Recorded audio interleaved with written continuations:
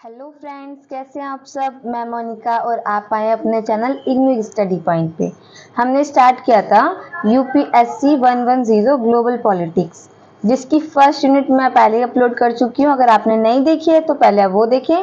और आज मैं लाई हूँ ब्लॉक 1 की यूनिट नंबर 2, जिसका नाम है राज्य की संप्रभुता एवं अधिकार क्षेत्र। मैंने इसमें इंपॉर्टेंट क्वेश्चन लिए हैं, ज़्यादा क्वेश्चन नहीं है, फटाफट इनको देख लेते हैं। तो सबसे पहले तो हम बात करते हैं संप्रभुता की कि ये होती क्या है। राज्य यहाँ पे किसी राज्य का नाम नहीं है या कोई राज्य नहीं है। राज्य का मतलब होता है हमारा पूरा देश। एक राष्ट्र को यहाँ पे राज्य कहा जाता है। तो यानी कि एक देश की जो संप्रभुता होती है वो और उसके अधिकार क्षेत्र क्या होते हैं। तो पहले फटाफट इन दोनों वर्ड्स की हम मीनिंग जान लेते हैं कि संप्रभुता क्या है और अधिकार क्षेत्र क्या होते हैं। तो अपनी क्षेत्रीय सीमाओं के भीतर राज्य की पूर्ण और असीमित शक्ति। हम ऐसे कह सकते हैं कि जो हमारा देश होता है उसके अंदर जितनी भी चीजें होती हैं, चाहे वो किसी देश राज्य के नाम बदलना हो, क्षेत्र बढ़ाना हो, कोई नया कानून लाना हो, कुछ भी एनीथिंग, वो हम लोग अपने आप से कर सकते हैं। हमें किसी दूसरे देश की हेल्प लेने की जरूरत नहीं है। यानी कि हम अपने आप में स्वतंत्र हैं। हमारे पास हर वो शक्ति है जो कि हम अपने आगे बढ़ा सकते हैं। इस पे किसी की सीमा नहीं है, कोई लिमिट नहीं है कि इतनी ही शक्ति हमारे पास है, इससे ऊपर कुछ काम करेंगे तो हमें दूसरे राष्ट्र की हेल्प लेनी पड़ेगी या कोई दूसरा राष्ट्र हमें चला रहा है, ऐसा कुछ भी नहीं है। इसका सिद्धांत राज्यों की आधुनिक अंतरराष्ट्रीय प्रणाली को दिखाता है।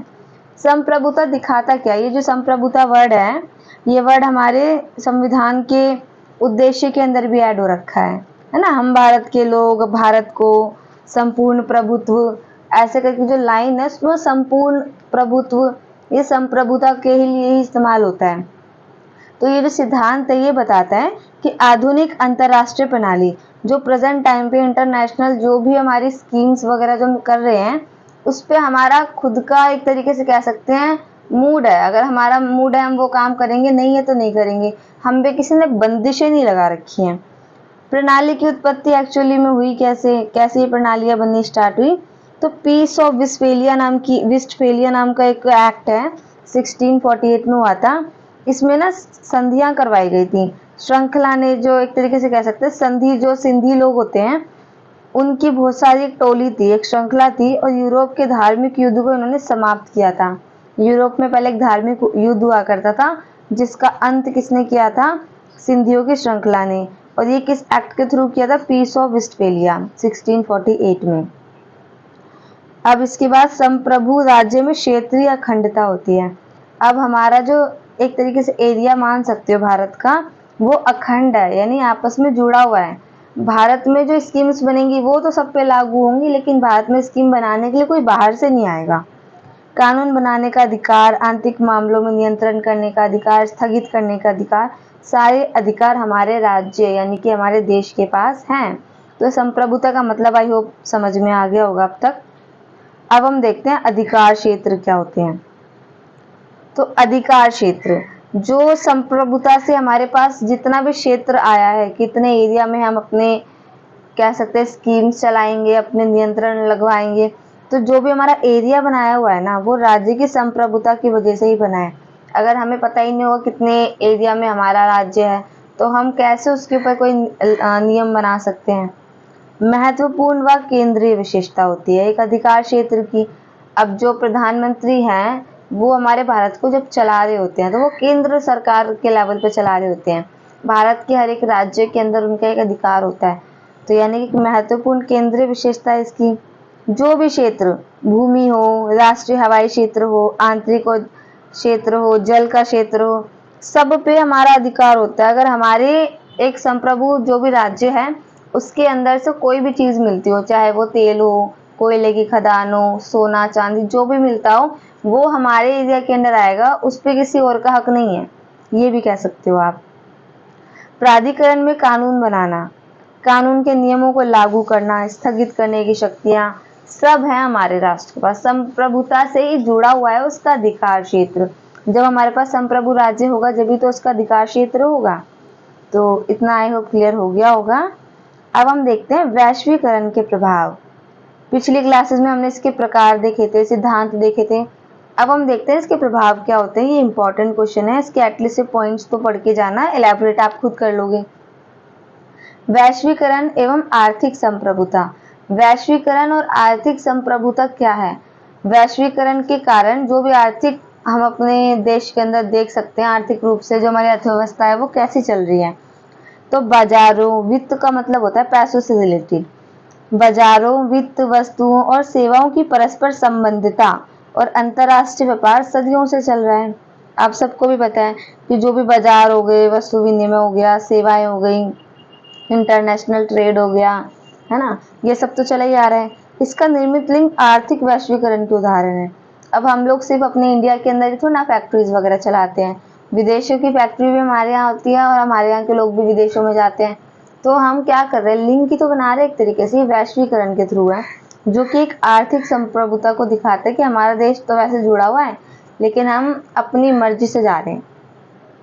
कोई हम पे फोर्स करके नहीं भेज रहा है कि आप हमारे यहाँ पे आओ, यहाँ पे काम करो।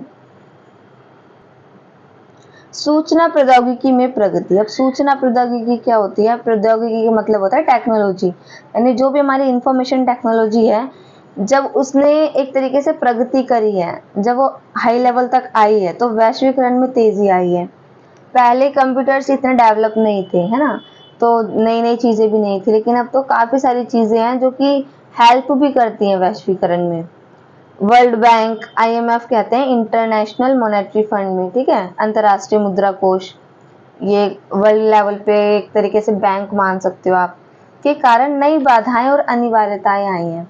अब देखो, संप्रभुता तो है ही, लेकिन अब इसके अलावा ना इन पॉलिसीज की वजह से या फिर इन संगठन की वजह से काफी सारी ऐसी चीजें भी आई हैं जो कि अनिवार्यताएं ला रही हैं। अब हमें आईएमएफ में तो जुड़ना पड़ेगा, सिर्फ हम अपने लेवल पे रहकर, अपने राज्य में रहकर पैसों से रिलेटेड सारे काम तो नहीं कर सकते ना। हमारे राज्य में यानी कि हमारे देश में अगर कोई ऐसी आपदा आ जाती है कि पैसों की जरूरत पड़ जाती है, तो फिर वो पैसे हम कहाँ से लाएंगे? इसलिए हमें जुड़ना पड़ता है आईएमएफ वगैरह से, वर्ल्ड बैंक से, है ना। तो ये सब चीजें एक तरीके से कह सकते हैं बाधाएं भी लाती है संप्रभुता के लिए, बट अनिवार्यताएं भी लाती हैं। अब देखते हैं इसका दूसरा प्रभाव, वैश्वीकरण एवं राजनीति संप्रभुता। वैश्वीकरण अपने राजनीतिक कार्यों को निर्धारित करने की शक्ति में कमी का कारण बना है। अब देखो ध्यान से, जो भी राजनीतिक कार्य होते हैं, ठीक है, राजनीतिक कार्य को निर्धारित करने के लिए हम लोग क्या करते हैं, वैश्वीकरण का इस्तेमाल करते हैं। अब ये शक्ति में कमी का भी कारण बनता जा रहा है, क्योंकि हम लोग क्या कर रहे हैं, राजनीतिक कार्यों के लिए अपनी जो भी सरकार होती है या फिर अपनी कह सकते हैं जो भी टीम बनाई हुई है, हमने उस टीम को वर्क कराने के लिए, उस पार्टी को काम कराने के लिए हम काफ़ी सारे वादे करते हैं, फिर उनको पूरा करते हैं। उसके लिए हम बाहर से टेक्नोलॉजी वगैरह भी लाते हैं।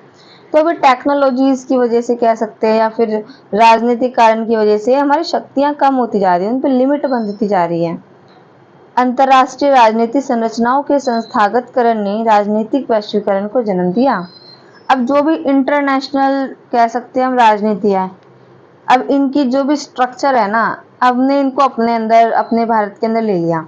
हमें अगर इस जगह की ये चीज़ अच्छी लगी, हमने यहाँ ले आए, वहाँ की चीज़ अच्छी लगी, हमने यहाँ ले आए, क्योंकि वैश्वीकरण है, टेक्नोलॉजी है, हमें सबकी पता रहती है कहाँ पे कैसा क्या चल रहा है, तो हमने वहाँ से कुछ अच्छी बातों का अडॉप्ट किया।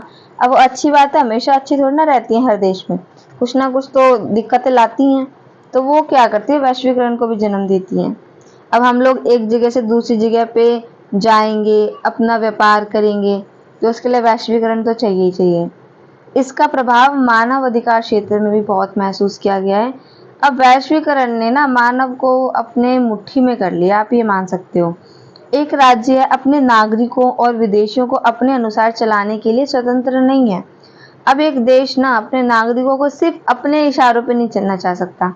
अब क्या होता है, पासपोर्ट वीज़ा बन जाते हैं, डायरेक्ट हम जाते हैं किसी देश में, जाते हैं वहाँ से हम पैसे कमाते हैं, अपने देश में ट्रांसफ़र करते हैं। कितनी सारी चीज़ें हो गई हैं जो हम अपनी मर्जी से कर सकते हैं, बस हमें पासपोर्ट वीज़ा ये सब चाहिए होता है। बाकी इनका हम पे फिर कोई नियंत्रण नहीं है कि आप सिर्फ यहीं काम करोगे, आप बाहर नहीं जाओगे। हालांकि कुछ चीज़ें हैं जो कि अभी भी नियंत्रण में है, क्योंकि होनी भी चाहिए, बिना नियंत्रण के कैसे काम चलेगा, कोई राज्य फिर आगे नहीं बढ़ पाएगा। लेकिन कुछ हद तक ऐसी चीज़ें जो मानव अधिकार की बात करती हैं, और उनको निर्णय लेने के लिए सहायता देती हैं। अब देखते हैं वैश्वीकरण और सांस्कृतिक संप्रभुता।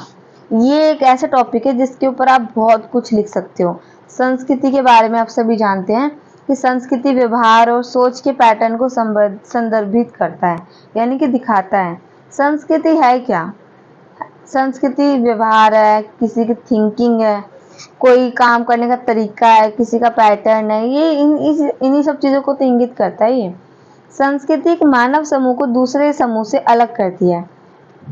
अब देखो, जब अगर सारी संस्कृतियां एक ही होंगी तो कोई इंसान अलग कैसे हो सकता है? लेकिन हर देश के अंदर, हर राज्य के अंदर अलग अलग संस्कृति पाई जाती है। हमारा भारत तो एक बहुसांस्कृतिक देश है, यहाँ पे बहुत सारी संस्कृतियां हैं। तो कह सकते हैं कि जो भी संस्कृति है, एक संस्कृति दूसरी संस्कृति से थोड़ी बहुत तो अलग होती है। अब संस्कृति में व्यवहार के नियम होते हैं, विश्वास होता है, भाषा होती है, कला होती है, प्रौद्योगिकी यानी कि टेक्नोलॉजी होती है, धर्म व्यवस्था होती है, ये सभी चीजें शामिल है। इसके अलावा बहुत सारी चीजें आप ऐड कर सकते हो। अब जैसे कि देख सकते हो, पंजाबी के अंदर जो सरदार लोग होते हैं वो सर पे एक पगड़ी बांधते हैं, वो उनका विश्वास है ना, उनके व्यवहार के नियम है। अब ऐसे अलग अलग काफी सारी चीजें हैं जो कि अलग अलग संस्कृति को संदर्भित करती हैं, यानी कि उनको दिखाती हैं। अब हम देखते हैं इसी के आगे लास्ट सांस्कृतिक वाला यह प्रतीकों पर आधारित है। एक तरीके से कह सकते हैं हम प्रतीक बनाते हैं, कोई ना कोई सिंबल देते हैं हमें। अब कोई हिंदू है ना, उसके अलग अलग विश्वास होंगे, उसकी अलग एक कला होगी। अब मैं अगर धर्म में ना बांटू तो आप राज्य के हिसाब से देखो, बिहार की मधुबनी पेंटिंग कितनी फेमस है, महाराष्ट्र की वर्ली पेंटिंग कितनी फेमस है। तो ये वहाँ के एक प्रतीक भी तो दिखा रहे हैं कि ये हमारे यहाँ की पेंटिंग्स हैं, ये हमारे यहाँ की कला है। संस्कृति साक्षी होती है, संस्कृति सीखी जाती है। अब कोई भी बच्चा बचपन से नहीं जानता कि हमारी संस्कृति में ये चीजें हैं, लेकिन जब वो धीरे धीरे बड़ा होता है तो वो देखता जाता है कि हाँ, ये संस्कृति में हमारी है, ये हमारी संस्कृति में इन चीजों को ज्यादा महत्व दिया गया है, इन चीजों को कम महत्व दिया गया है। संस्कृति सामाजिक रूप से विरासत में मिली है। अब हम लोग जब पैदा होते हैं ना, तो हम निर्धारित होते हैं कि हमारी संस्कृति इस टाइप से है। हालांकि हम बड़े होकर थोड़ी बहुत इसके अंदर बदलाव ले आते हैं, थिंकिंग के अंदर, ड्रेसअप के अंदर, है ना, खाने पीने की चीज़ों में काफ़ी सारी संस्कृति को हम अडॉप्ट भी कर लेते हैं। लेकिन हमें मिली तो ये जन्मजात है, विरासत में मिली है। अब अंदर तो नहीं है, हमारे अंदर से हार्मोन्स होते हैं, लेकिन हमें पैदा होने के बाद में सिखाया तो इसी हिसाब से जाता है। अब नमस्ते बोला जाता है ना, गुड मॉर्निंग बोला जाता है, अलग अलग कल्चर्स में अलग अलग चीज़ें बोल जाती हैं। अब राजस्थान में गणी खम्मा कहा जाता है। तो ये अलग अलग चीज़ें हैं। संस्कृति लचीली होती है, जब भी तो दूसरी संस्कृति अडॉप्ट की जा सकती है। अगर संस्कृति कठोर होती तो फिर तो कुछ अडॉप्ट ही नहीं होता। तो ये थे हमारे इसके कुछ प्रभाव। तो आप, आई होप आपको इतना अच्छा लगा होगा। बाकी यूनिट 2 में यही इंपॉर्टेंट क्वेश्चन था, इसके प्रभाव क्या है, संप्रभुता क्या होती है और अधिकार क्षेत्र क्या होते हैं। अगर आपको वीडियो पसंद आई हो तो आप लाइक, शेयर एंड कमेंट करना ना भूलें।